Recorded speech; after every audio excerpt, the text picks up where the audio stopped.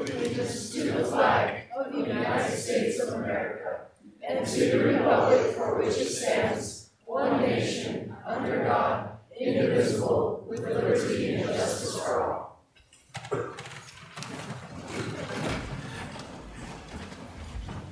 Just want to start off by saying it's very nice to have a full house. It really gave the Pledge of Allegiance the gravitas it deserves. Matt, if you would, please. Councillor Zadi. Here. Hickerson. Here. Hanson. Here. Batolo. Here. Robinson. Here. Allen. Demas. Here. Pedri. Mayor Mickelson. Here. Okay, with that, we will move to our consent agenda. On tonight's consent agenda, we have approval of minutes from the City Council meeting of September 5th, 2023, an appointment for a first term of Jessica Florencico to the Sweetwater County Joint Travel and Tourism Board, health insurance fund recap from August 2023, financial report summary from August of 2023, Department of Audit F66 annual city and town financial report and annual report summary, the Rock Springs Renewal Fund financial statements of June 2023, and the Rock Springs Historical Museum Board meeting minutes of August 9th, 2023. Do we have a motion? Your Honor.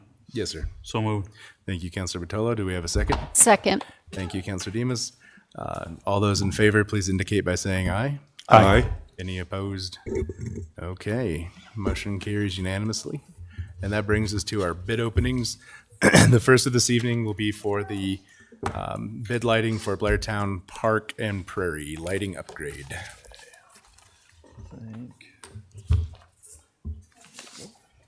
It looks like we have two. The first is from Infinity Power and Controls here in Rock Springs.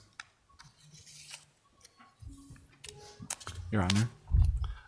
Maybe you want to mention Councillor Pedri is here for the record. Oh. Welcome, Councilor Petrie. Sorry. Hey, you're here? Yeah. Yeah.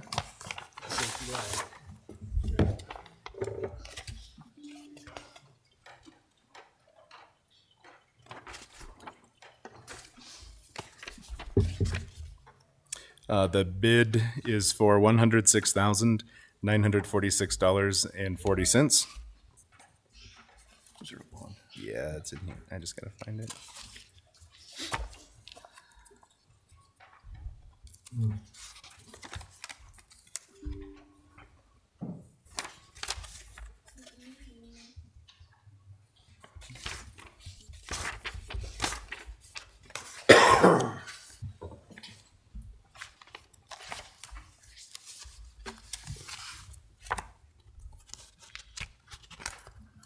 Bid bond is present.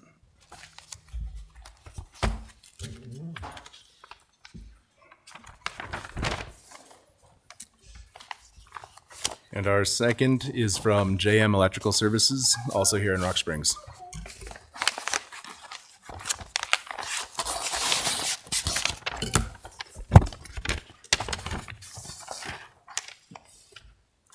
The bid proposal is for $70,860.25, and there's a cashier's check.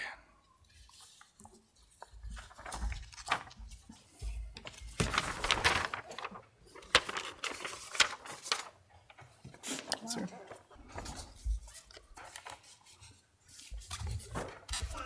So we will let staff evaluate those and get back to us, and that brings us to the bids for the Palisades Park Playground equipment installation. Four? It's like four of them. Yeah. We got four bids. The first is from Star Playgrounds from Littleton, Colorado.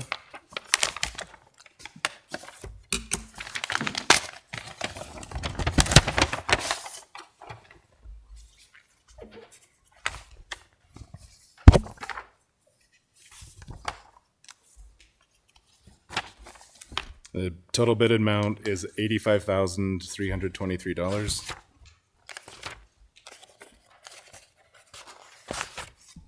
And there's bid bond.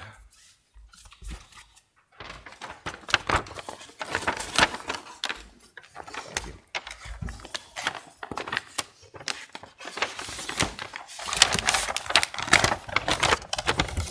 second is also from Star Playgrounds in Littleton, Colorado, for $60,737.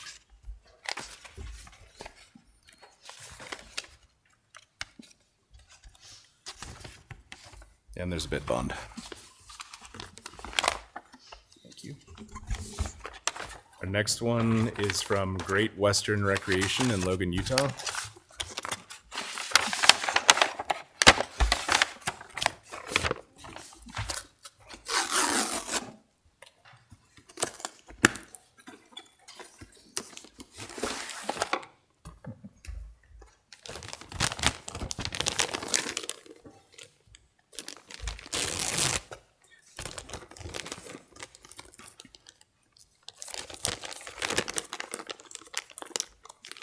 I don't think I have a future in unboxing videos.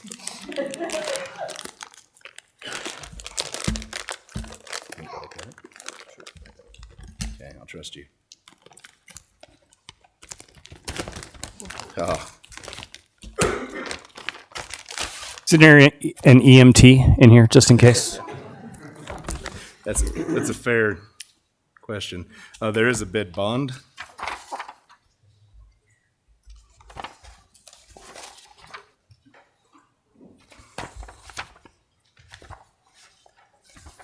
And the total bid amount is $86,923.89.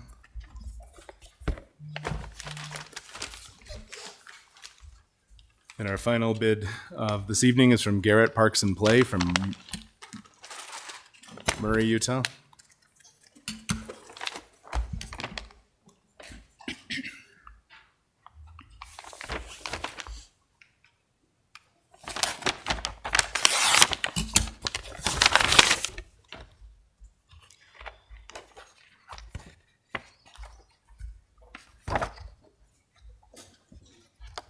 And their bid amount is $74,709. And they included a photocopy of a cashier's check.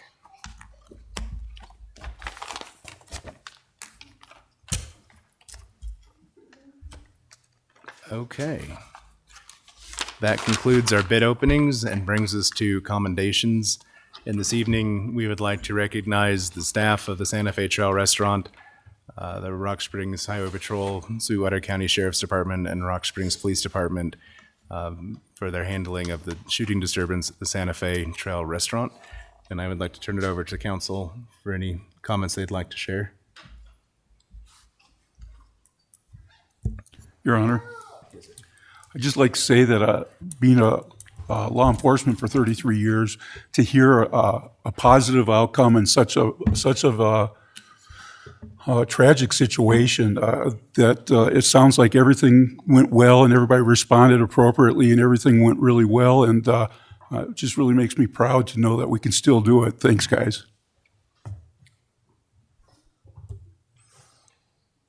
Just say thank you to staff who was right there when it happened. Your professionalism in getting everybody out, and those who approached the gentleman and just got everybody out safe and secure. And it just means a lot to everybody in our community. When I heard this happen, I was in Salt Lake at a baseball game, one of the owners of Santa Fe, and he had mentioned it, and I just couldn't believe that happens in Rock Springs, and that's what occurred. But as things unfolded, and I heard the bravery in that of the staff and everything, and clearing everybody out, and what they did to help the customers and keep them safe and going to a neighboring business, that brought great pride to me and our community, I believe. So thank you. Your Honor. So it's one of those weird occasions where we've actually got 3 people on the council that are involved in law enforcement, and 2 of us with Rock Springs PD. And it's not that crazy that something like this would happen in Rock Springs, because so many of those things that never happen anywhere else have happened in Rock Springs, you know, whether it be in armed bank robbery, getting into a shootout with police, you know, bomb threats at the school, whatever it may be. Rock Springs seems to be a magnet for some of these things. And Commander Salazar, you know, we kind of expect great things from Rock Springs PD. I mean, we know that the training is fantastic. We know that the personnel are great. but you don't very often hear about the other people, you know, the heroes who were not being paid to wear a bulletproof vest and to carry a gun, who hop right in the middle of things to take care of their, you know, not just their customers, but their you know, fellow members of the city. And so, yeah, likewise, very proud of the department, but I expect to be, you know. And that's not taken away from any of the officers or their job. What they did was fantastic. Their response time was unbelievable. But to the rest of you from Santa Fe, and great job. Thank you. Your Honor. Yes, ma'am. I just want to take a quick moment to recognize my fellow department coworkers, dispatchers, other agencies that stepped up and helped us. It's a very proud moment for me, especially to see you guys. I know you put in the hours of training. I know you put in the hard work. And when push comes to shove, you were there and you reacted exactly how we trained to react. So I appreciate all of you, and also my Santa Fe family. I appreciate all of you as well. You guys did amazing, and we couldn't ask for a better outcome all the way around. Thank you. It is, I think part of what makes Rock Springs such a great place to live is that we have so many people like Roberto and the other staff at Santa Fe who are willing to step up and do the right thing, even when it's difficult. As Councilor Robinson pointed out, the response time from our law enforcement was amazing, and they were able to control a situation that could have gone very poorly in a very effective way. And so it is greatly appreciated. I would encourage business owners, any of us who, you know, work with the public, anytime you have concerns about somebody's behavior, just call 911 and bring in our officers. The Rock Springs Police Department does a phenomenal job and are much better equipped to handle those kinds of situations than we are as just regular citizens. And I know in the past, and I don't know if they still do, but they've offered training for, you know, active shooter situations to businesses to help their staff know, like, what do we do next time? What's the right way to handle this? Because it was something that could have ended so poorly, and it went so very well. And I know I'm personally very grateful. So I think with that, if everybody would join us in a round of applause, thanking everyone for their work.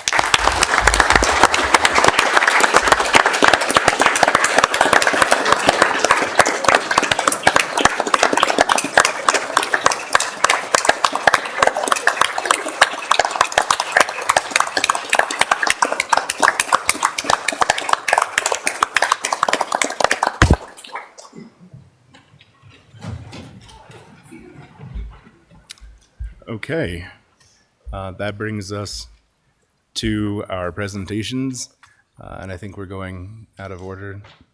Yeah, and doing the decriminalizing marijuana education with Rhea Parsons from the Wyoming Association of Sheriffs and Chiefs of Police. So I would turn it over to you. Okay. Can you hear me okay? Yes. Okay. So my name is Rhea Parsons. I am the Prevention and Education Project Director for the Wyoming Association of Sheriffs and Chiefs of Police. I was contacted by your chief just to attend tonight and be able to answer some questions you may have around marijuana. I did visit with him a little bit and put together just a few short slides that I think may hit on some of your questions. I definitely am open to discussion outside of that. We have, over the years, have spent time educating on the harms of marijuana, taking a very educational approach to this subject. I know there's a few different ways to look at this, and so this is, again, the perspective of education and on the harms of marijuana. I'm not sure the PowerPoint I put together, like, is that in front of you, or? Yes, we have it. Okay.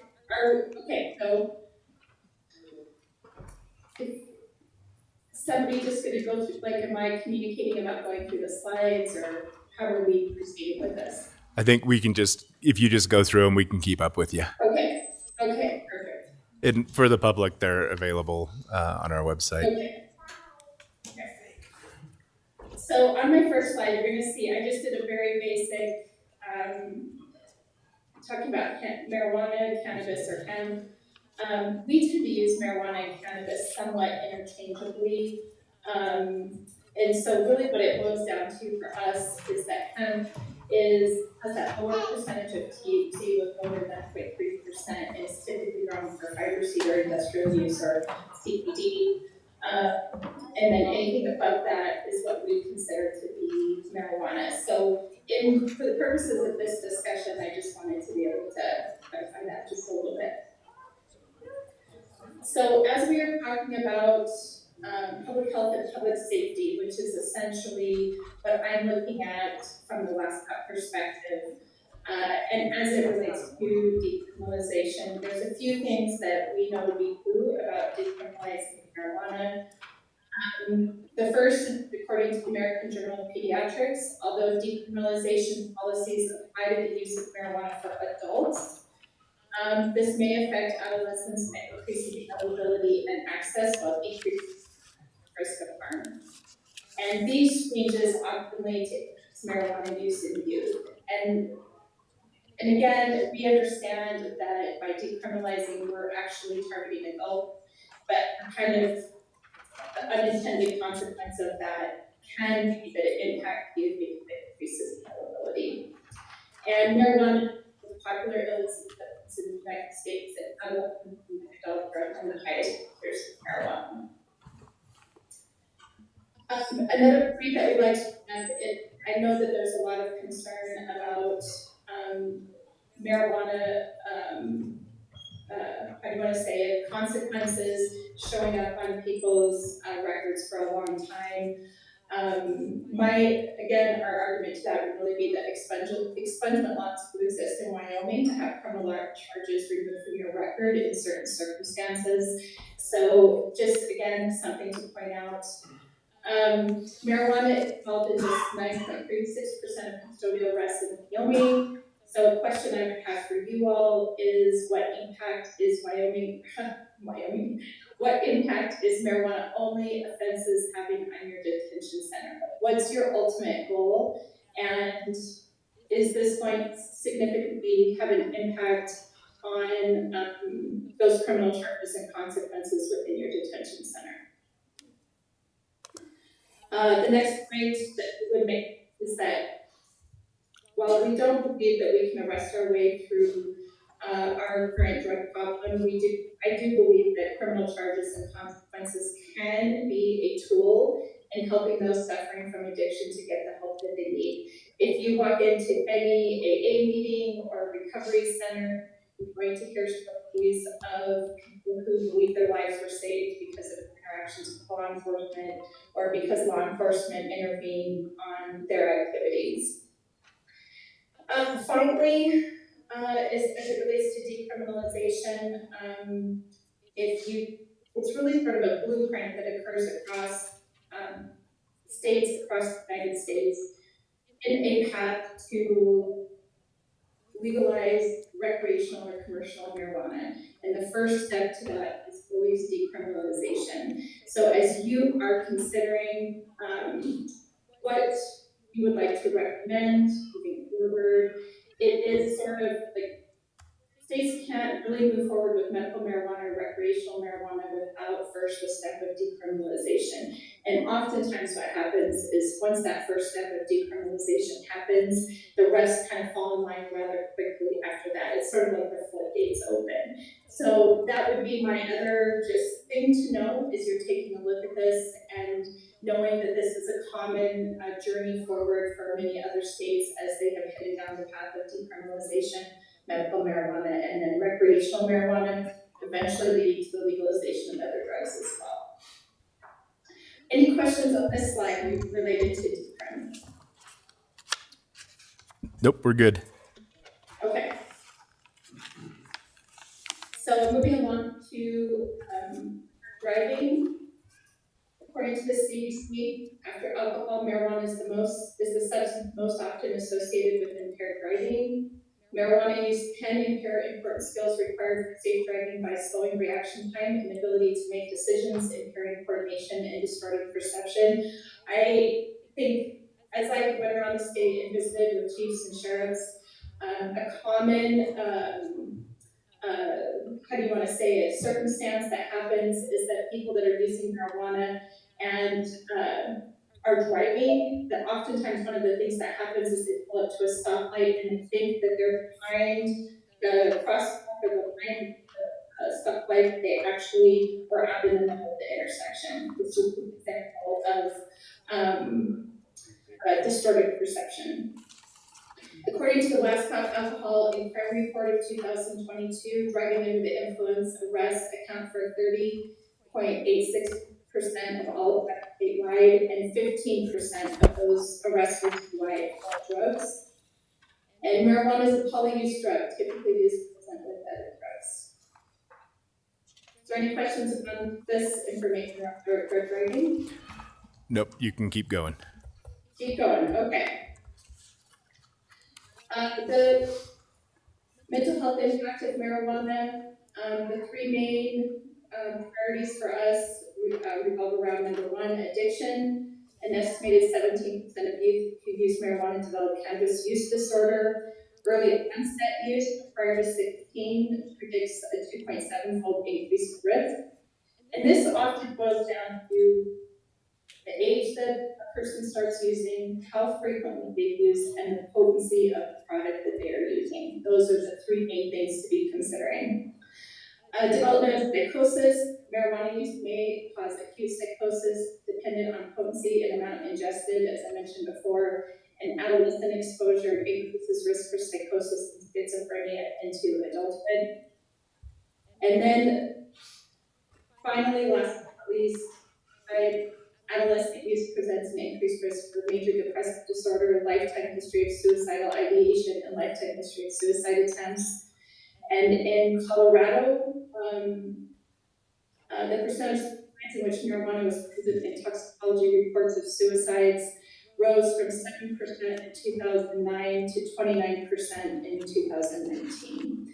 It is actually topping out alcohol. As you probably know, as suicide is a considerable subject across Wyoming, alcohol is often the number one substance present in suicides, and in Colorado, marijuana is keeping up with that, if not surpassing, in toxicology reports of suicides. Any questions on that page? No, ma'am. Looks like we're good. Okay. So the final thing I would just suggest you are considering decriminalization is to think about 2018 Farm Bill that authorized the production of hemp and removed hemp and hemp seeds from the DEA schedule of controlled substances. And I'm not going after the hemp shops that are selling pure hemp products, but what has happened in all of our communities across the state, that there are products that are being sold in shops that are made available through retail, products that do have THC in them and have higher amounts of THC than they're supposed to have in them.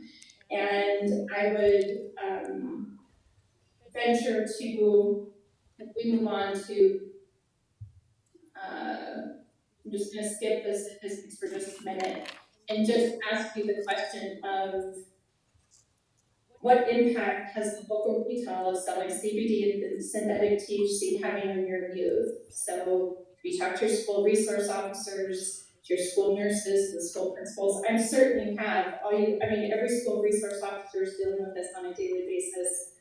Your prevention coalition would have some information on this, as well as your treatment and recovery professionals. Of course, your chief and sheriff, law enforcement. Just that simple act of the 2018 Farm Bill and making that available when you make it available to adults, it's available to youth as well. And there's been a significant impact in youth across the state. As a matter of fact, the Wyoming legislature was talking about this very thing this morning during judiciary on how to close the loophole with Delta 8, because that's becoming such a significant problem amongst our youth across the state.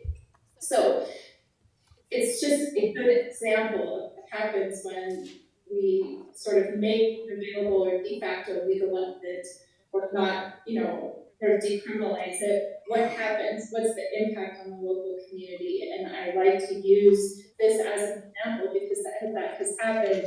We've seen a pretty significant impact on our secondary schools across the state. And it isn't just in Wyoming, it's across the country. So in a recent, according to the Partnership to End Addiction, a new study found that vaping CBD is on the rise among middle school and high school students. This report found that 1 in 5 students who use e-cigarettes said they also vape CBD. And that's coming from the 2022 National Youth Tobacco Survey. According to the Journal of American Medicine, adolescent cannabis vaping has increased in recent years, with 4%, 10%, and 14% of 8th, 10th, and 12th graders currently reporting past 30-day vaping cannabis in 2022. And then understanding the intersection of vaping CBD and e-cigarette use among adolescents has important implications for public health and regulatory actions. E-cigarettes have become the most commonly used tobacco product amongst youth. Since 2014, with 2.14 million U.S. high school students and 300,000 middle school students with current use. So again, just an example of the one little policy change that's having sort of this ripple effect across the country and including our state. So really just put together some things. I know exactly what information you would like to have from me, but I'm hoping that hit on them. And if you have anything else, I'm happy to share what I know. I think that was very helpful as a starting place for us. Council, do you have questions? I have a couple questions. Yes, sir. When you say they're teens using CBD, is that just CBD or is that involve the Delta 8 as well? That's a great question. That study didn't say whether or not that included those. Okay. Then my other, I'm sorry, go ahead. I would assume because those products are available in the same places that students are, we know that they are because students are being taken to the hospital after having used them. But in terms of that specific study,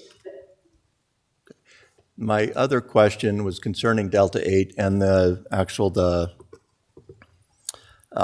Agriculture Improvement Act 2018 and the DEA's recent announcement, or there's a leaked letter, memo, or whatever internally that they're considering making Delta 8 a controlled substance. They're trying to find a way to do that since the law, the Agriculture Improvement Act, does provide for the synthetic and natural extraction of hemp products or oils. That's what makes Delta 8 legal at this point. Have you heard anything more on the update about their attempt to list that as a controlled substance? I don't know anything about that on a federal level. I just know that here in Wyoming, there's discussions around either the threshold being set at 0.3% synthetic THC or removing the ability to have anything, sort of banning it essentially. But again, those are conversations happening on a statewide level. I don't know exactly what's happening on a federal level. I apologize. Okay, thank you. Council? Your Honor. Yes, sir. So, I guess going into this, you're saying that solely due to the fact that we've legalized CBD, that's increased the use of vaping in teens, right? As far as cannabis, right? Because it increased availability. And you're saying just for cannabis, it's 4.2, 10.3, and 14.8% have used cannabis vaping in the last 30 days. Those numbers also go with something that we all know isn't legal in the way we want it legal, with opioids, right? Sure. According to the CDC, 7 to 10% of high school teenagers are using opioids currently. So rather than, I guess, I feel like we're kind of demonizing CBD and Delta 8 when there's obviously things that are outlawed for all ages nationally that we're comparing it to or trying to demonize it just as much as with the opioids. So I guess I'm just wanting a little clarification. Talking out loud, yeah. So it's really not our goal to demonize it. I mean, for example, everybody talks about alcohol and tobacco and that those our use rates are higher than those things, and that's true. We do have higher use rates around alcohol and nicotine, but those things are legal and available, and that's always my argument is that whenever it is legal and available, use rates are just going to go up. The situation around opioid and fentanyl is definitely unfortunate and something that the state is currently working on addressing as well. Like, all things are being addressed, I guess is my point, but your conversation here today is about decriminalization, and I would just make that making it legal and available is going to increase use for anything like that. Your Honor. A couple quick points. We're going to go back a little bit when you were talking about the Association of Pediatrics, and you said that it may, you use the term may affect or can affect. Do you have any statistics or studies that you can actually point to us that say that it does and what those numbers may be? Or that it just a random, it could affect it, sure, it could. But I'd like to know some numbers or a study that you may be able to reference us to look for some actual statistics. So that particular study that's on my slide, I mean, that was an actual study done of students where that actually happened. The only other thing I would tell you is that I did send out, and I'm hoping you all got it, but towards the end of June, I sent an email to like the chair or a clerk of your community, of your city there, with just sort of a list of links of data where you can find information, and in hopes that that got distributed to you. That would have been at the end of June. If you have not received it, I would happily forward that on to Commander Salazar for her to forward on to all of you. But we do have that data out of Colorado as well as other states as well. Okay, and I'm assuming you're using Colorado just because they have, I'm sorry, a little bit of a delay. I'm assuming you're using Colorado as an example because of the fact that they've legalized it at this point or decriminalized it. The other question I had. I'll get Andy with data for sure. Okay, sure. And the other question I had was regarding the expungement that you talked about for those with criminal records, whether it be marijuana use or DUI or whatever it may be.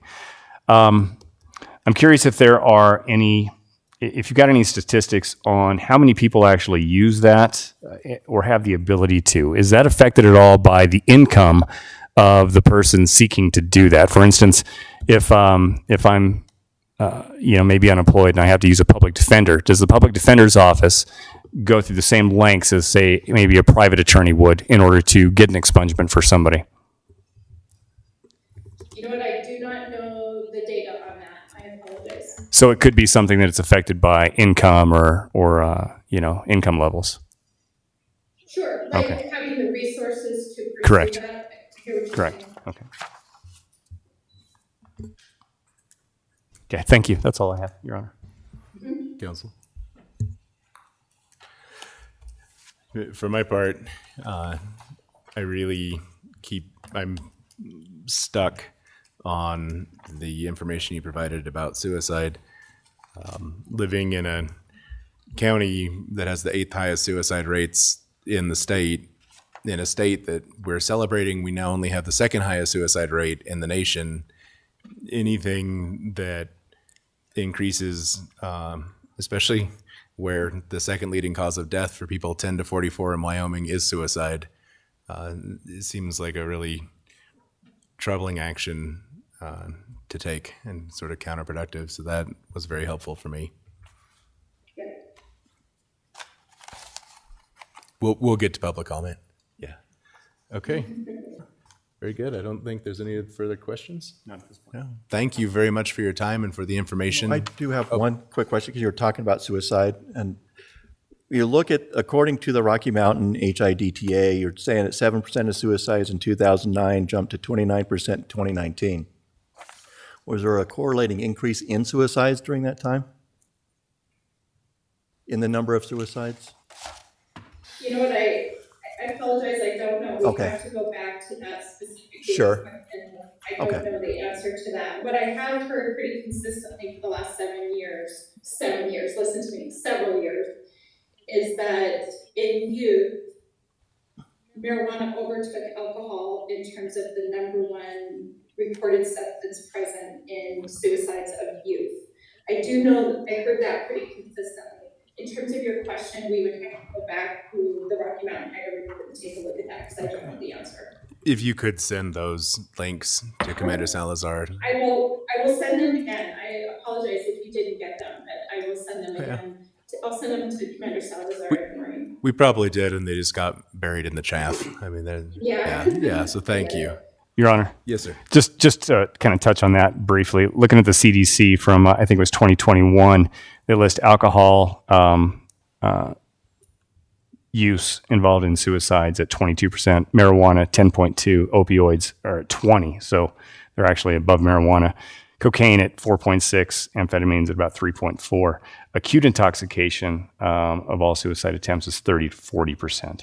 Now, what I did not see in that study was a separation, whether that was juvenile or adult. So I'll have to do a little bit more research on that. But at this point, alcohol still is the leading factor. But again, it is at least for adults, a legal substance.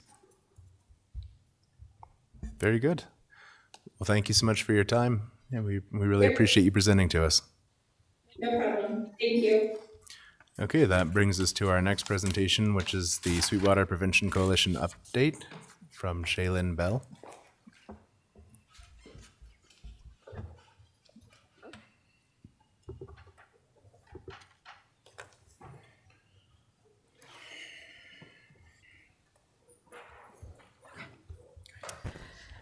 Good evening, Mayor and Council. For those that do not know me, my name is April Thompson, and this evening I'm here in support of the Sweetwater Prevention Coalition. 10 years ago, my son Joshua died by suicide, and 22 months ago, I lost my young nephew to suicide. After the loss of my son, I was searching for a way to bring awareness of mental health and suicide prevention to our community. At that time, I found the Prevention Coalition, and since then, I have been volunteering on that coalition. The coalition is made up of community members, volunteers, and our two amazing prevention specialists. And this evening, Shay and Jason are going to give you an update of our efforts over the last year and some information of what it is that we do offer to the community. Thank you, April. So like April said, my name is Shay Haney. I am a prevention specialist in Sweetwater County. This is Jason Lux. He is my prevention specialist partner. And we are just some prevention specialists that work under federal grants, a prevention block grant that allows us to utilize that money and implement prevention strategies into the community. We do focus on different areas. And like April said, we are just a coalition of community members that just operates under grant funding to provide community and education, promotion, and evidence-based programming for a variety of our prevention focus areas. So yeah, our 5 focus areas, we have underage drinking and youth marijuana use, adult overconsumption of alcohol, tobacco, opioids and all other drugs, and then suicide. So with our underage drinking and youth marijuana use, these are our different prevention strategies that we implement into the community. Our first one is Parents Who Host Lose the Most.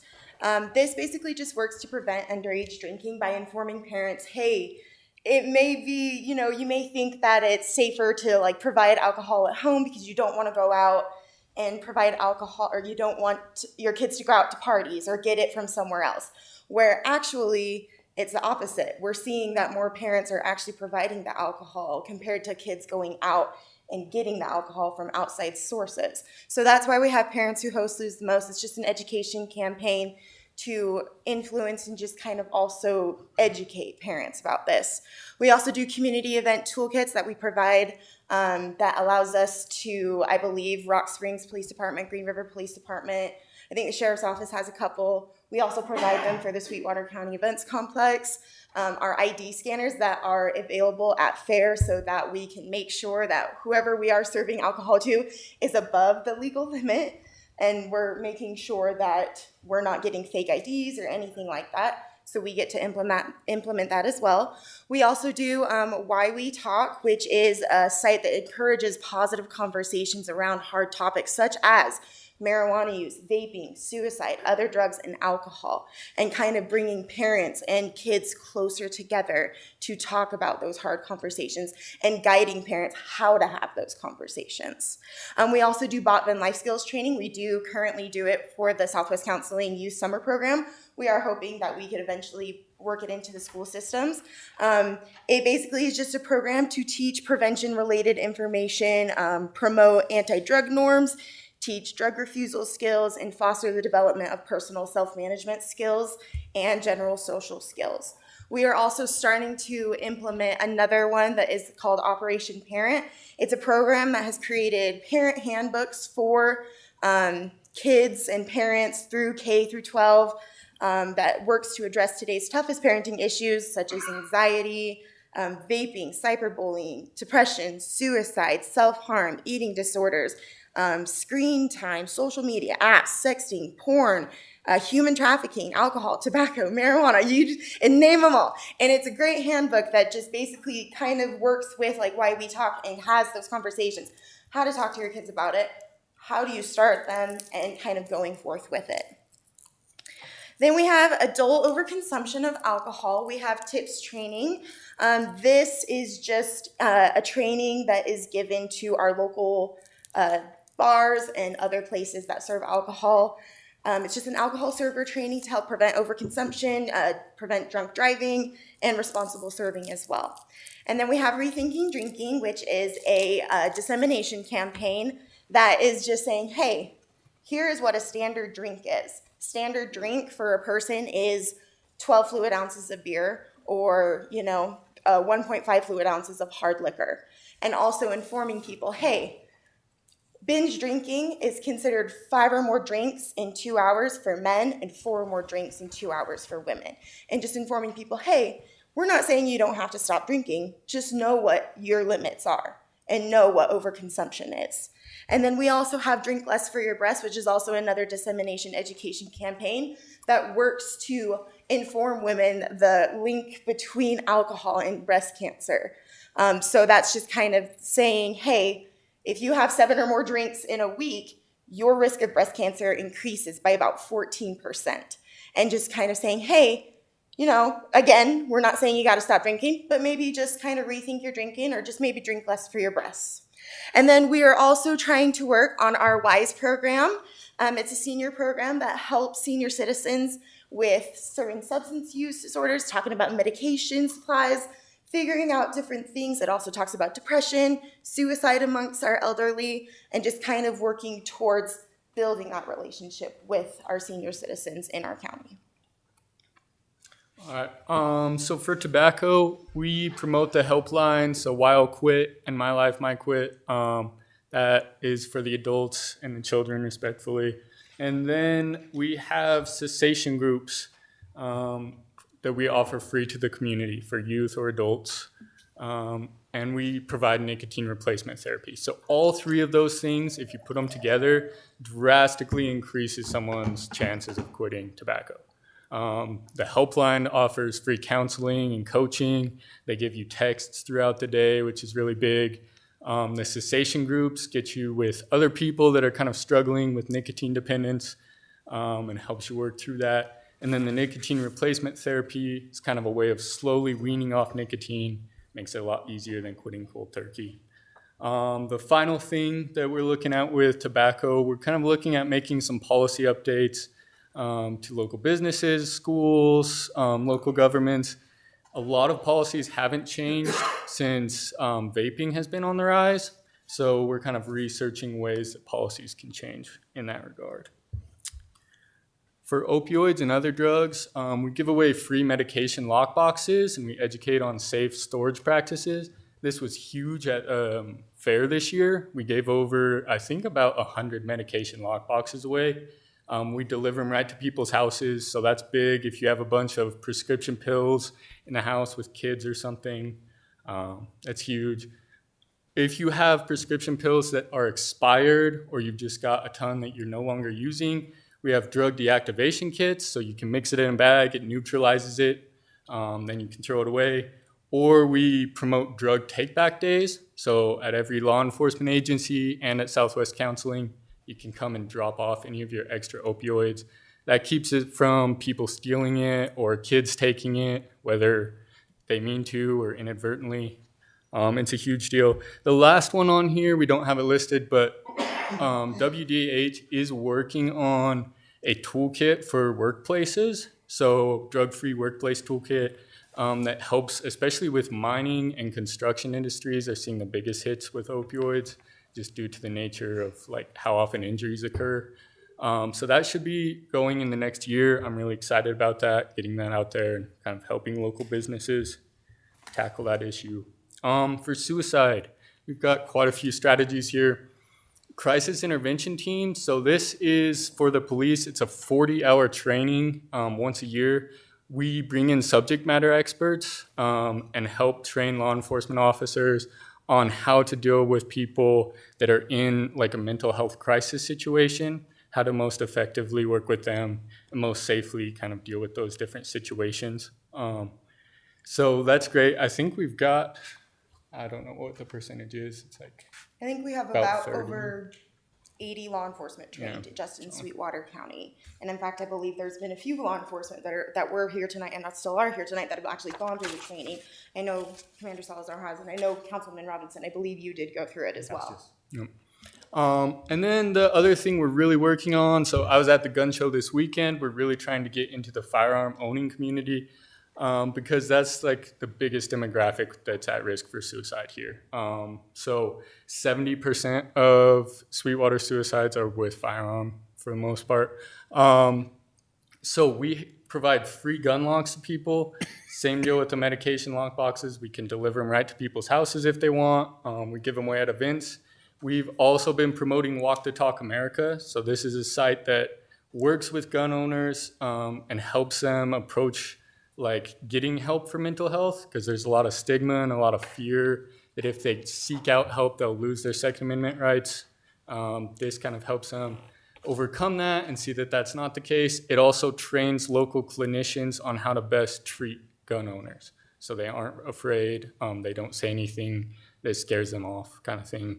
And we will pay for any local counselors who want that to get continuing education credits. We have Survivors of Suicide Lost Day. We'll talk about that a little more at the end. And then we have 2 trainings. So we provide these free to the community anytime people want them. If they reach out, we're happy to provide them. So mental health first aid is an 8-hour training. It goes over helping someone in any sort of crisis to get them help and kind of deal with that situation as safely as possible. QPR is question, persuade, and refer. That is specifically for suicide, and it teaches people if they have someone in their life that they think is at risk for suicide, how to approach that person, talk to them, see if that is what's going on, and then refer them to professional help. So it's very helpful training. Yeah. And these are just kind of our past accomplishments that we just wanted to highlight. So like I said, we've trained over 80 law enforcement into the crisis intervention teams training. We've given mental health first aid training to about 55 people just in this last year. We've presented prevention strategies and education to over 300 kids. We've given QPR training to the entire Sweetwater County library staff as well as the Rock Springs Youth Home, and we're looking and actually providing more towards the Rock Springs Junior High as well as Sweetwater County School District 1. We've had 2 successful International Survivors of Suicide Lost Day events. How those work is they are always the Saturday before Thanksgiving, and what we do as a community, we get to basically come together as a community and support those who have lost loved ones to suicide by watching usually an American Foundation for Suicide Prevention documentary that talks about suicide. And we usually have like a little panel and a discussion, and we usually have April Thompson, who is so kind to always speak about it and talk about her experience with suicide, and honestly being a supporting hand for those who have experienced suicide loss. And so that's kind of what we get to do. And in fact, we're going to be putting it on. I'll talk a little bit at the end about it. We're going to be doing it again this year. And we've given out, like Jason said, over 100 medication lock boxes and gun locks just because of FAIR this year. It's way more considering all the years that we've been doing it. And we also do monthly articles and radio ads promoting key prevention strategies. Hopefully you've heard some of us on the radio with that. So that's kind of just what we've been accomplishing for like about the last 2 years or so. And so that's kind of what we wanted to bring to you, to let you know, hey, we are here. We can provide these things, and we are providing these things. Yeah, and then looking to the future, we have a few real key things that we're excited about. One is the lost teams. So this is something I've been working on for the past month or so. And this is all about helping people who have lost a loved one to suicide. So someone who loses a loved one to suicide is typically 10 times more likely to die by suicide themselves. So it's really key to get out and help those people. So I've built a website that walks people through each stage of grief, and it provides local resources and digital resources for that. And I've made QR codes that I've handed out to all the police officers in Rock Springs, some school district employees, and the county coroners. We're out of the cards now, so we're getting some more, but I'd like to get them to all law enforcement officers and just community members in general. We're also looking at kind of expanding sources of strength in schools, which is a huge multi-purpose prevention strategy that works with peers. So it teaches kids how to help each other, which is really key to kind of changing the cultures of schools. It's in the high school and the junior high here in Rock Springs right now, but we're kind of looking at helping them strengthen that and expand to the elementaries maybe. And then the final thing that's like a big project is we're looking at a Sweetwater County Prevention Summit. So we have the money to pay for professional speakers in each of our key focus areas. Right now, we're kind of looking at gauging what people want to learn most about. We have a survey that we've sent out to our coalition members. We'd be happy to send that to community members. We just really want to hear what people need the most help with, and we'd be happy to put this on where we could have professional speakers for all those subjects. So if you happen to be interested in joining our coalition, our meetings are every fourth Thursday of the month from 10 to 11 a.m. Our next one is September 28th in Green River at Get Real Coffee. Usually we have about 7 to 8 members who participate regularly and attend regularly. But that is kind of like why we're here, to get our word out, because we do need more key stakeholders from our community so we can get that influence of, hey, what are the issues that prevention can start working towards in our community, and having key stakeholders like yourselves or even law enforcement or other people that have connections with our community and with the people in our community that have been working with the people in our community are so huge and are so needed in our coalition. So if you are interested in joining the coalition, please, you can call us. This is our number. We also have our email and our website, and we can just kind of hand that out at the end if we really need to. And like I said, we do have our International Survivors of Suicide Loss Day. It will be occurring at Broadway Theater. It's Saturday, November 18th from 11 a.m. to 1 p.m. Like I said, we will be watching an American Foundation for Suicide Prevention documentary. We will have a light lunch as well as speakers, and just kind of be a support for those in the community that are truly needing this. And we just want to thank you so much for allowing us to speak. Thank you. Thank you. Are there any questions? Council? I do. I just would very much like to get together and continue this conversation. I was on the school board before I was here, and I don't know, it was probably 3-4 years ago. I didn't care anymore about graduation rates or test scores, because if we can't get our kids to 35, it doesn't matter. Exactly. And we have such a tremendous issue in this community with suicide, and some of the things that you were talking about are things that I'm very, very interested in. So definitely let's get together and visit and see what we Yeah, can do. and we have had conversations with Annie Fletcher for Sweetwater County School District 1 about getting into the schools and providing those mental health aspects and those resources for the kids, obviously, because our kids are our future and we want to make sure that they're around for that time to happen. So thank you. I would love to get together with that. Perfect. Perfect. Well, thank you so much. Thank you. Thank you, guys. Okay, that concludes our presentations for this evening and moves us into public comment. If you'd like to address us, please come forward and give us your name and who, if anyone, you represent.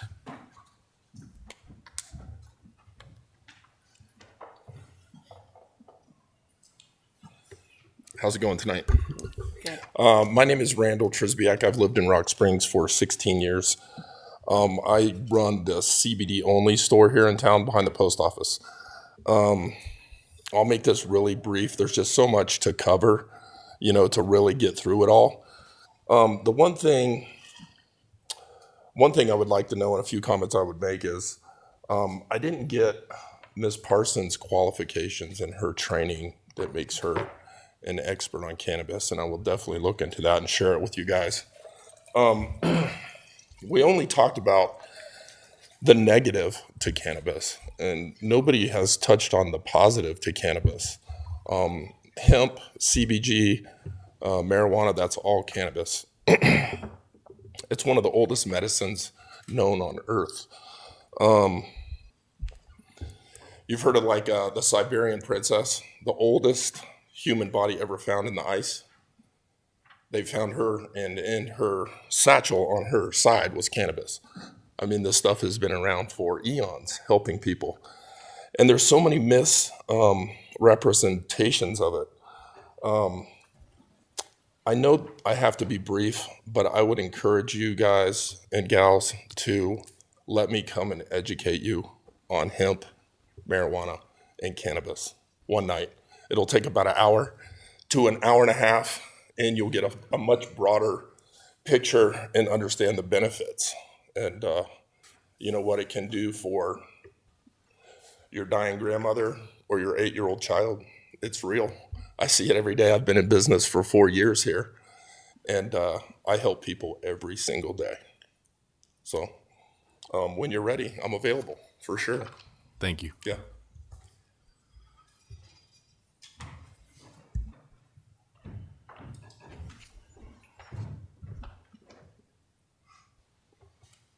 Thank you, City Council, for allowing me to come down here and speak this evening and be here in recognition of the medical marijuana that was discussed earlier. I wish Rhea Parsons would have stayed on board to actually hear some things. Really quick, I'm going to give you a few statistics for just the state of Wyoming. They do a 10-year study from 2011 to 2021. Sorry, will you say your name for the record? Oh, Jason Lee. Thank Sorry. you. 10-year study from 2011 to 2021. In the United States, there was 106,600 deaths just to opioids alone. That mark is 51% in the drug increase overdose deaths prior to the pandemic, which was 70,000 in 2019. As shown in the figure, which I have, drug overdose rates increased in Wyoming from 15.2% per 100,000 from 2011 to 18.9% per 100,000 individuals in 2021. Over the same period, drug overdose rates increased 13.2 to 32.4 across the United States. The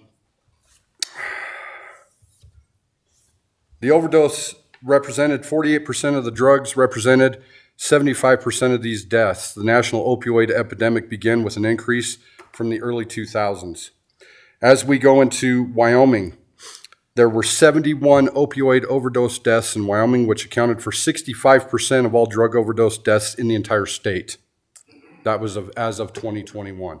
That's the latest fact that I have for you. Really quick, and the reason why I spoke on this, individuals like Randall, who has a shop here in town. My wife was injured in 2009. She has had 7 back surgeries.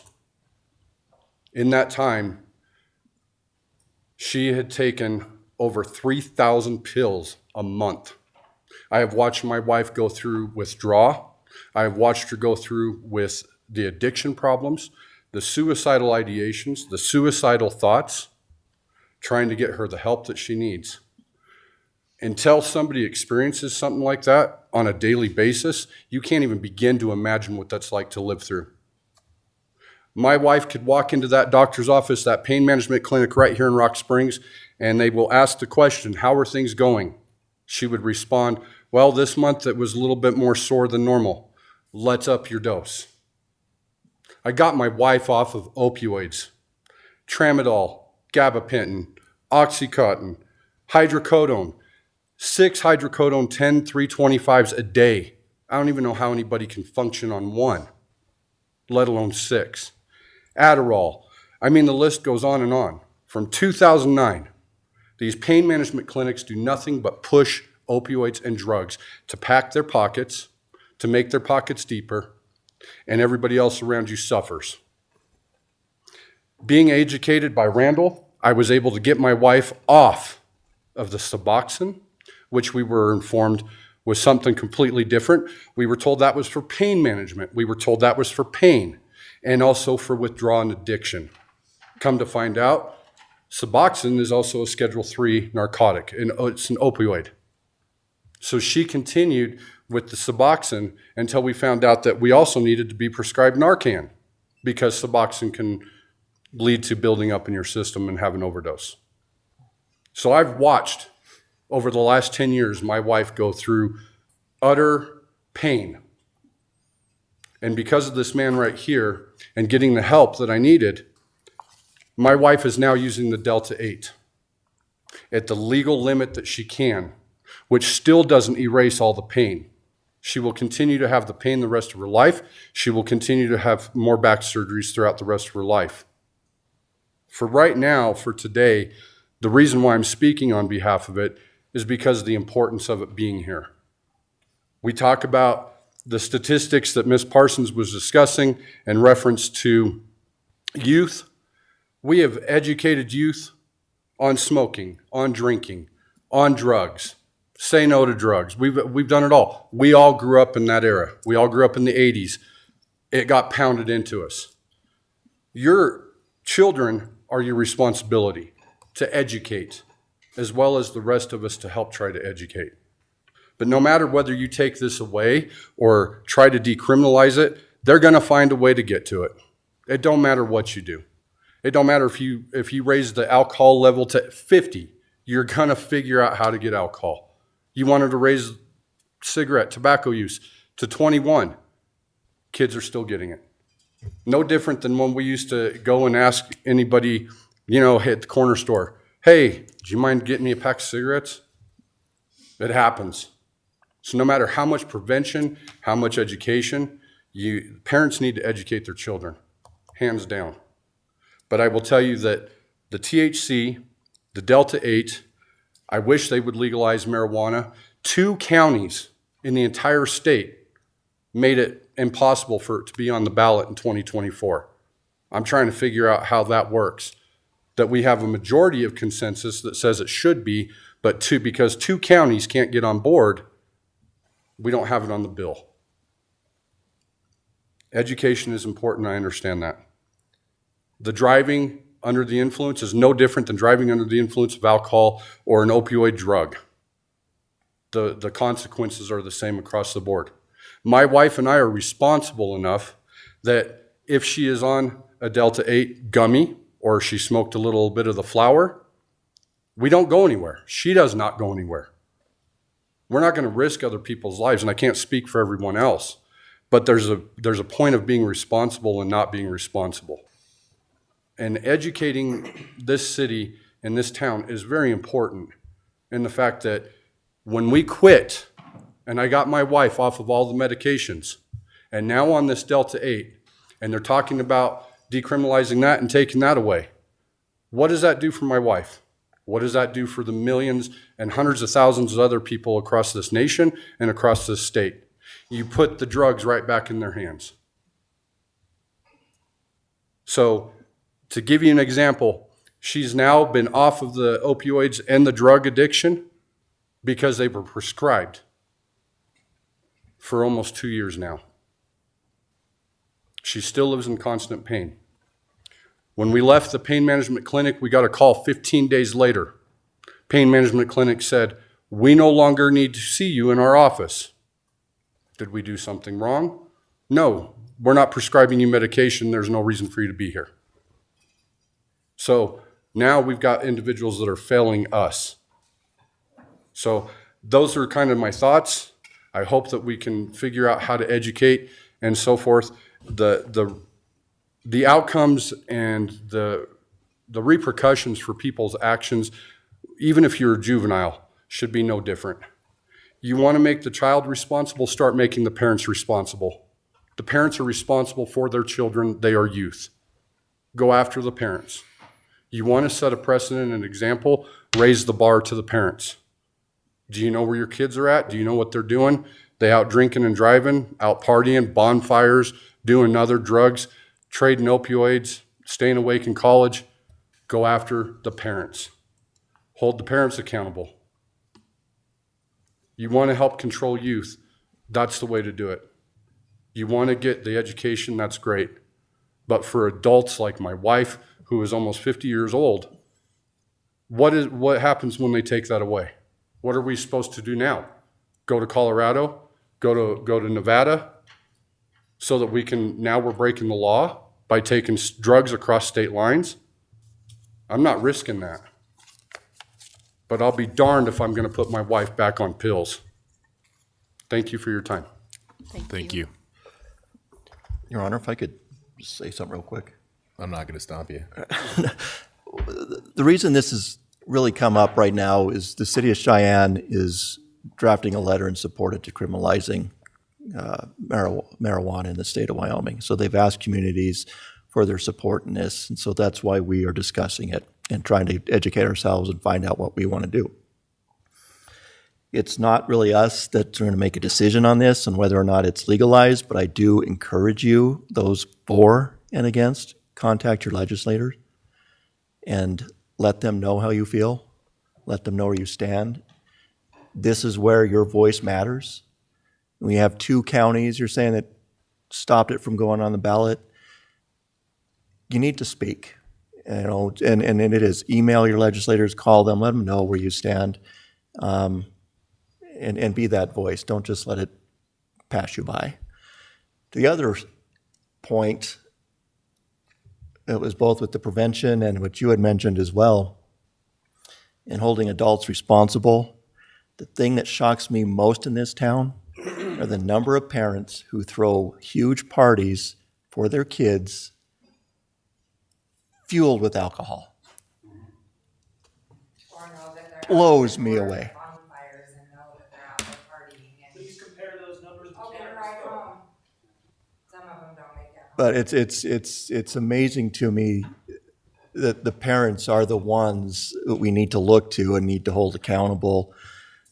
Yeah, I've seen with my daughter in high school and my son and the parties I hear about that someone had over at someone's house whose mom and dad were there and aunt and uncle, and you see videos of them drinking with them and beer bonging, and it just blows me away. So there's something wrong here, and it is parents need to be educated and they need to be held accountable on some of this stuff. So that's my 2 cents. But Okay, next. If you'll remember to give us your names.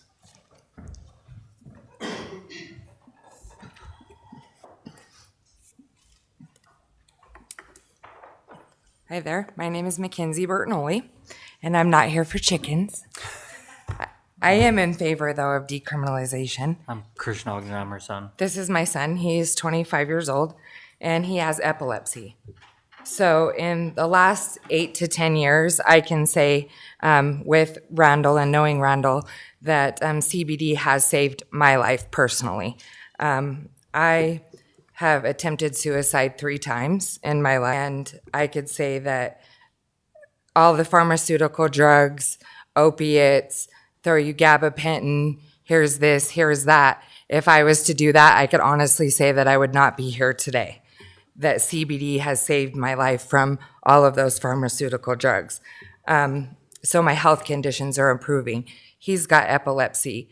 So RSO, which is FECO, full extract cannabis oil, is helpful towards him. He has grand mal seizures approximately every 3 months.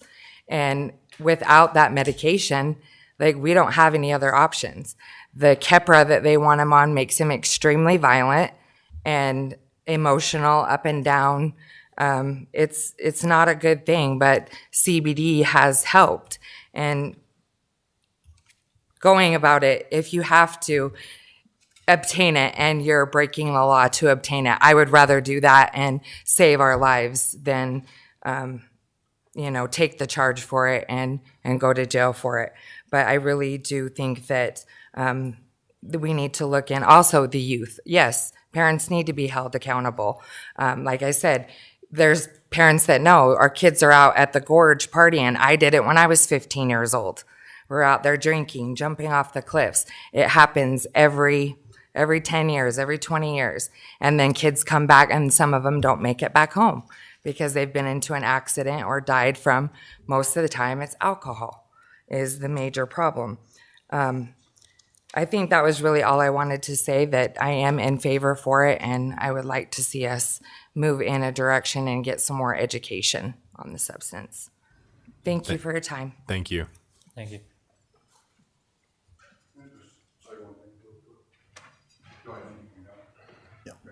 Yeah, you do it. Yeah, sorry.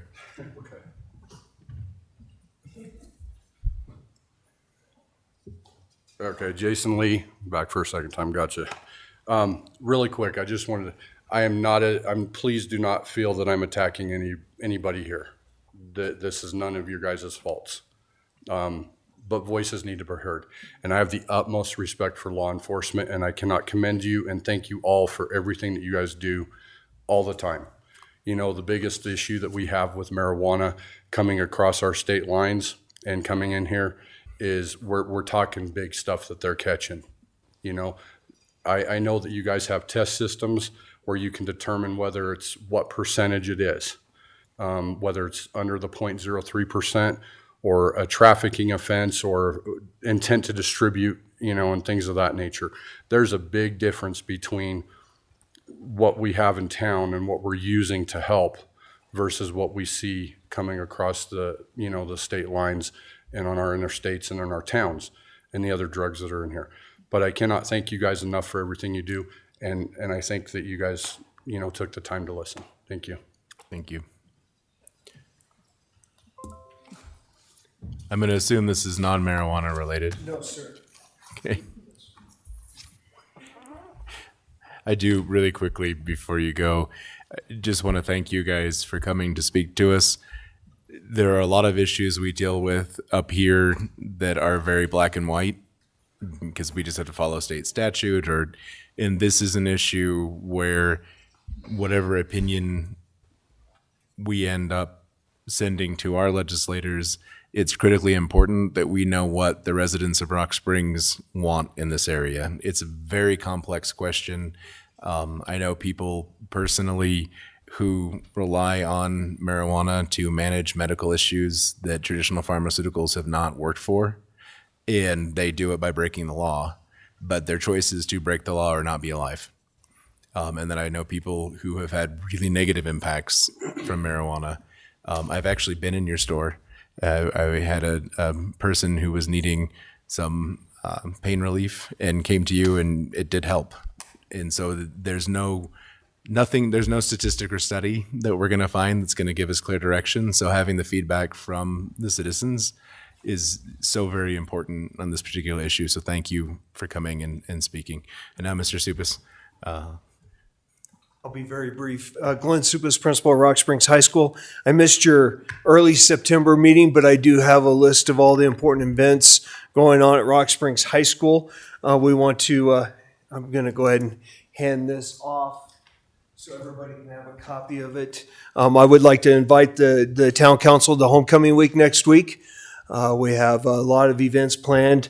We have our parade on Wednesday, bonfire Wednesday night, and then we have several home sporting events. And you're all more than welcome to come and join us in the festivities for homecoming. And I look forward to October and coming back and visiting some more about some great things going on at the school. So I'm available for any questions that you might have. So thank you for your time. Your Honor, just to make sure that my calendar is right, tomorrow is the career fair, is that Yes, yes. correct? We And what have, time and where do I need to be? the career fair starts tomorrow morning at 10 o'clock. I would highly encourage you to show up at about 8 o'clock, just because parking is very limited at Rock Springs High School. Come on in early.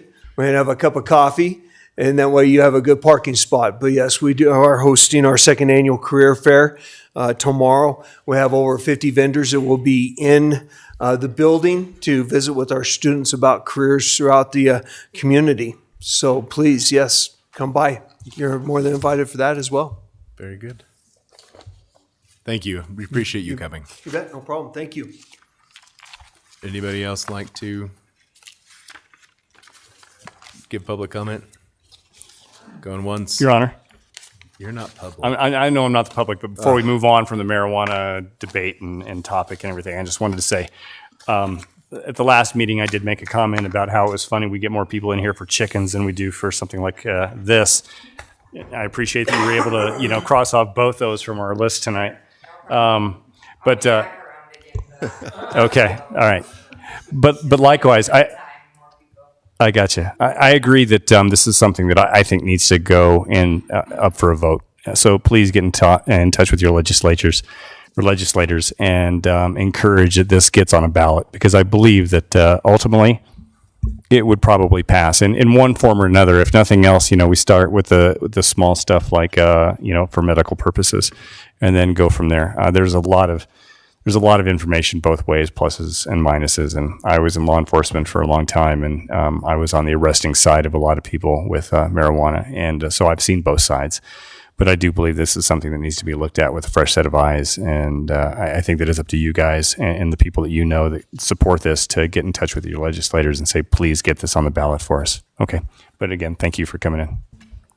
Okay. And with that, I will close public comment and move us forward into bills and claims. We have bills and claims for September 19th, 2023. Council, do we have a motion? Your Honor, Councilor Demas? I make a motion to approve the bills and claims for September 19th, 2023. Thank you. Do we have a second? Second. Thank you, Councilor Hickerson. Any discussion? Hearing none. All those in favor, please indicate by saying aye. Aye. Any opposed? Any abstaining? Abstaining. Okay, motion carries with Councilor Pedri abstaining. That brings us to our salaries for September 7th of 2023. Man, nobody thinks bills and claims and salaries are exciting. They're just like, oh, we're out. Council, do we have a motion? Your Honor, Councilor Demas? I make a motion to approve the salaries for September 7th, 2023. Thank you. Do we have a second? Second. Thank you, Councilor Robinson. Any discussion? Hearing none. All those in favor, please indicate by saying aye. Aye. Any opposed? Any abstaining? Abstaining. Motion carries with Councilor Petrie abstaining. That brings us to our first item of new business this evening, which is a request from the Engineering Operations and Public Services Department for permission to bid a new dump truck with plow and sander for the Streets Division. Council, do we have a motion? Your Honor, Councilor Demas? I make a motion to approve this request. Thank you. Do we have a second? Second. Thank you, Councilor Robinson. Is there any discussion? Hearing none, all those in favor, please indicate by saying aye. Aye. Aye. Any opposed? Any abstaining? Motion carries unanimously. Our next item is a request from the Parks and Recreation Department for permission to hire a professional consultant to create a Parks and Recreation needs assessment and strategic plan. Do we have a motion? Your Honor, I move to approve this request. Thank you, Councilor Batolo. Do we have a second? Second. Thank you, Councilor Pedri. Do we have any discussion? I'd just like to say I'm glad we're moving ahead on this. Well, thank you. Anyone else? Okay, hearing none. All those in favor, please indicate by saying aye. Aye. Any opposed? Any abstaining? Motion carries unanimously. Our next item of new business is a request from the Parks and Recreation Department for permission to purchase a fourth vehicle due to a lack of bids received. Do we have a motion? Your Honor, Counselor Demas? I make a motion to approve this request. Thank you. Do we have a second? Second. Thank you, Counselor Hickerson. Do we have any discussion? Hearing none, all those in favor, please indicate by saying aye. Aye. Any opposed? Any abstaining? Motion carries unanimously. Our next item is a request from the Police Department for permission to bid a lease agreement for police fleet vehicles. Do we have a motion? Your Honor, Get him. I move to approve this request. Thank you, Counselor Hanson. Do we have a second? Second. Thank you, Counselor Demas. Do we have any discussion? Hearing none, all those in favor, please indicate by saying aye. Aye. Any opposed? Any abstaining? Motion carries unanimously. That takes us to our final item of new business, which is a request for 10 malt beverage permits by Sarah Worst for the Rock Springs Grizzly hockey games on September 22nd and 29th, October 6th, 20th, and 27th, November 3rd, 17th, and 24th, and December 1st and 2nd, 2023, from 6 p.m. until 11 p.m. at the Rock Springs Family Recreation Center Ice Arena. Do we have a motion? Your Honor, move to approve this request. Thank you, Councilor Botello. Do we have a second? Second. Thank you, Councilor Petrie. Do we have any discussion? Hearing none. Does being a hockey junkie mean that I should abstain, or am I good to vote? Okay. All those in favor, please indicate by saying aye. Aye. Any opposed? Any abstaining? Motion carries unanimously. That brings us to our resolutions for this evening. The first is Resolution 2023-120. A resolution accepting and approving a highway safety program federal fiscal year 2024 subaward agreement between the Wyoming Department of Transportation Highway Safety Program and the City of Rock Springs, Wyoming, and authorizing Max Mickelson as mayor of the City of Rock Springs, Wyoming, to execute said agreement on behalf of the city. Okay, Council, do we have a motion? Your Honor, Councilor Demas? I make a motion to approve Resolution 2023-120. Thank you. Do we have a second? Second. All of us second. Thank you, Councilor Hanson. Is there any discussion? Hearing none, we're all in favor of Matt doing roll call? Yes, we are. Councilor Hickerson, Yes. Hanson, Yes. Batolo, Yes. Robinson, Is this a yes on the resolution or on you doing roll call? whatever you want. Yes. Demas, Yes. Pedri, Yes. Zadi, Yes. Mayor Mickelson. Yes. Okay, that carries unanimously, bringing us to Resolution 2023-121. A resolution accepting and approving a highway safety program federal fiscal year 2024 subaward agreement between the Wyoming Department of Transportation Highway Safety Program and the City of Rock Springs, Wyoming, and authorizing Max Mickelson as mayor of the City of Rock Springs, Wyoming, to execute said agreement on behalf of the city. Okay, Council, do we have a motion? So moved, Your Honor. Thank you, Councilor Hickerson. Do we have a second? Second. Thank you, Councilor Botello. Is there any discussion? Hearing none, Matt, if you will.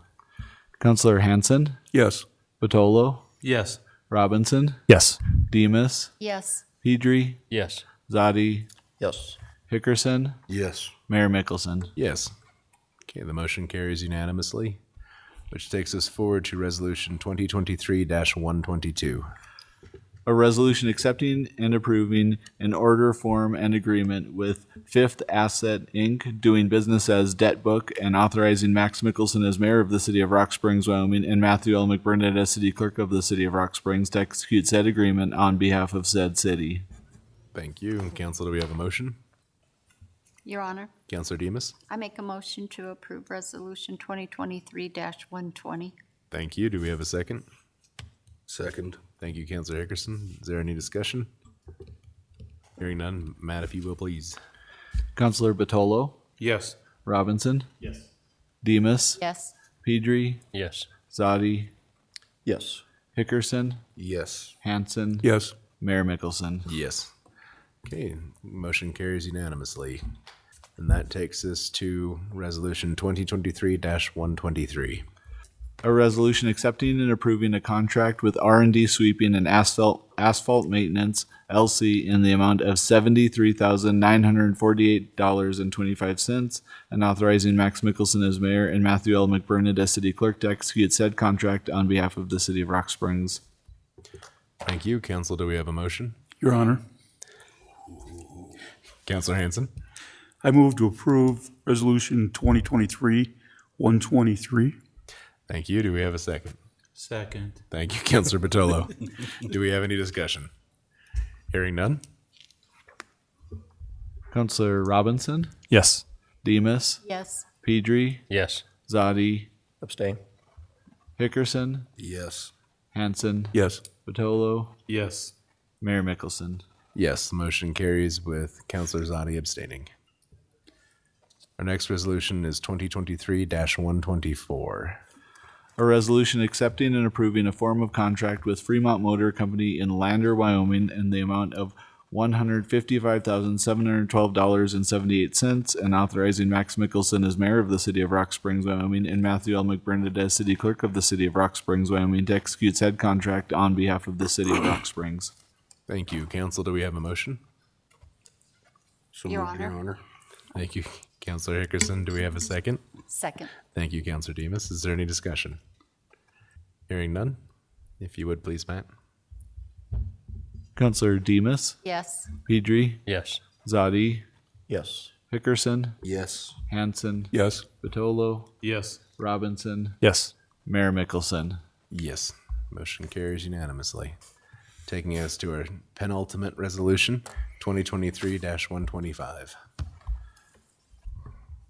A resolution accepting and approving a service agreement with Merchant McIntyre Associates LLC, a Delaware limited liability company, and authorizing and directing Max Mickelson as mayor of the city of Rock Springs, Wyoming, and Matthew L. McBurnett as city clerk of the city of Rock Springs to execute said agreement on behalf of the city. Council, do we have a motion? Your Honor, Counselor Demus? I make a motion to approve Resolution 2023-125. Thank you. Do we have a second? Second. Thank you, Counselor Pedri. Is there any discussion? Hearing none, I would just point out that in our first year of working with Merchant McIntyre, we've definitely had a good ROI on the money spent. And I just had a conversation with some of our federal partners who spoke very highly of Merchant McIntyre and their ability to get grants accomplished in Washington. So I'm excited to be voting on this. And with that, Matt, if you will, please. Counselor Pedri, Yes. Zadi, Yes. Hickerson, Yes. Hanson, Yes. Batolo, Yes. Robinson, Yes. Demus, Yes. Mayor Mickelson. Yes. Motion carries unanimously. Taking us to our last resolution of this evening, 2023-126. A resolution accepting and approving a contract between the City of Rock Springs, Wyoming and D. Bernardi Construction Company, Inc. in the amount of $483,200 and authorizing Max Mickelson as mayor and Matthew L. McBurnett as city clerk to execute said contract on behalf of the City of Rock Springs. Okay. Council, do we have a motion? Bless you. Honor. Excuse me. Councilor Batolo? Move to approve. Thank you. Do we have a second? Second. Thank you, Councilor Hickerson. Is there any discussion? Hearing none. Matt, if you will, please. Counselor Zadi, Abstain? Hickerson, Yes. Hanson, Yes. Batolo, Yes. Robinson, Yes. Demus, Yes. Pedri, Yes. Mayor Mickelson. Yes. The motion carries with Councilor Zadi abstaining. And that concludes resolutions and brings us to ordinances. We have two this evening. The first is 2023-07. An ordinance amending Chapter 1, Article 1-5, Section 1502 of the ordinances of the City of Rock Springs entitled Councilman Bond and Duties. Okay, and the second, for the second reading is 2023-08. An ordinance repealing and replacing Article 11-7 of the ordinances of the City of Rock Springs entitled Private Television Franchise within Chapter 11, Franchises and Right-of-Ways. Okay. And with that, our business of the evening is concluded, and we